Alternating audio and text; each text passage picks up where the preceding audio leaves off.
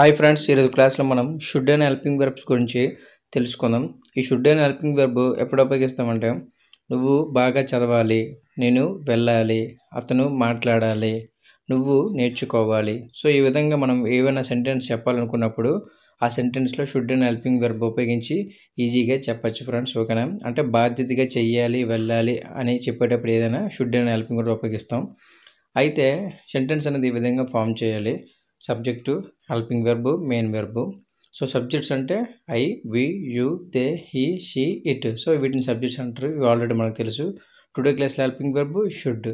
So should ఎప్పుడు ఉపయోగించినా సరే ఎటువంటి సెంటెన్స్ చెప్పాలనుకున్నప్పుడు మెయిన్ వెర్బ్ V1 అనేది ఉపయోగించాలి ఫ్రెండ్స్. సో ఇక్కడ మీకు చెప్పిన ఫామ్లో ఉపయోగించి ఇక్కడ కొన్ని సెంటెన్స్ అనేవి తీసుకున్నాను ఫ్రెండ్స్. చూడండి, సబ్జెక్ట్ ఉండాలి ఫస్ట్, నెక్స్ట్ హెల్పింగ్ వెర్బ్ ఉండాలి, నెక్స్ట్ మెయిన్ వెర్బ్ ఉండాలి. ఇది కదా మన ఫార్ములా. సో ఈ ఫార్ములా ఉపయోగించి కింద కొన్ని సెంటెన్స్ అనేవి రాశాను. ఐ షుడ్ గో, నేను వెళ్ళాలి. హీ షుడ్ టాక్, అతను మాట్లాడాలి. దే షుడ్ ఈట్, వాళ్ళు తినాలి. సో ఈ మూడు కూడా పాజిటివ్ సెంటెన్స్ అని అంటాం ఫ్రెండ్స్. ఓకేనా? ఇప్పుడు ఈ పాజిటివ్ సెంటెన్స్కే మనం క్వశ్చన్ వేయాలి ఫ్రెండ్స్. ఓకేనా? సో క్వశ్చన్ ఎప్పుడు వేసినా సరే హెల్పింగ్ వెర్బ్ అనేది సబ్జెక్ట్ ముందుకి రావాలి ఫ్రెండ్స్. ఓకేనా? సో చూడండి, పక్కన ఫామ్లో రాశాను, helping verb plus subject plus main verb. So question ఎప్పుడు వేసినా సరే ఈ విధంగా మనం రాయాలి. ఇప్పుడు కొన్ని సెంటెన్స్ చూద్దాం. షుడ్ ఐ గో, నేను వెళ్ళాలా. షుడ్ హీ టాక్, అతను మాట్లాడాలా.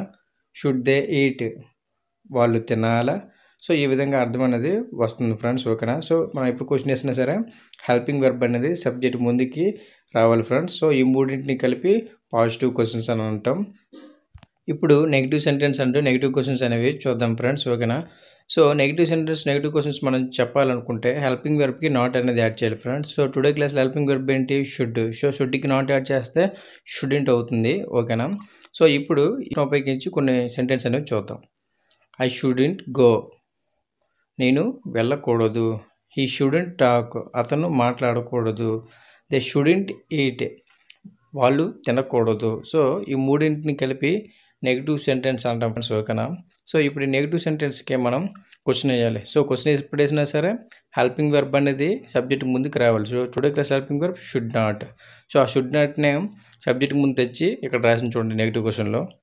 షుడెంట్ ఐ గో, నేను వెళ్ళకూడదా. షుడెంట్ హీ టాక్, అతను మాట్లాడకూడదా. షుడెంట్ దే ఈట్, అతను తినకూడదా. సో ఈ విధంగా మనం negative sentence and negative questions అనేవి ఈజీగా ఫామ్ చేయొచ్చు ఫ్రెండ్స్. ఈ వీడియో కనుక మీకు నచ్చినట్లయితే మీ ఫ్రెండ్స్ అండ్ ఫ్యామిలీ మెంబర్స్కి తప్పకుండా షేర్ చేయండి అండ్ అలాగే లైక్ చేయండి ఫ్రెండ్స్. సో ఇటువంటి మరిన్ని ఇంట్రెస్టింగ్ టాపిక్స్ కోసం నా ఛానల్ని సబ్స్క్రైబ్ చేసి నన్ను సపోర్ట్ చేస్తారని ఆశిస్తున్నాను. Thanks for watching.